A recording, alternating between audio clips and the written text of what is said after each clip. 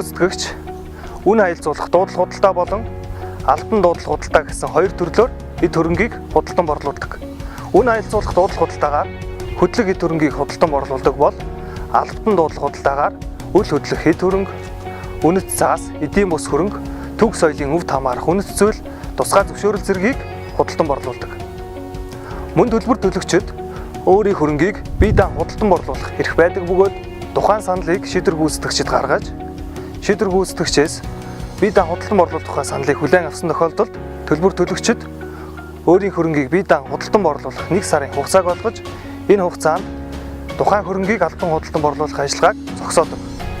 Заасан хугацаанд төлбөр төлөгч өөрийн хөрөнгийг бие даан худалдан борлуулаагүй тохиолдолд шийдвэр гүйцэтгэгч хууль заасан журмын дагуу тухайн хөрөнгийг албан худалдан борлуулдаг.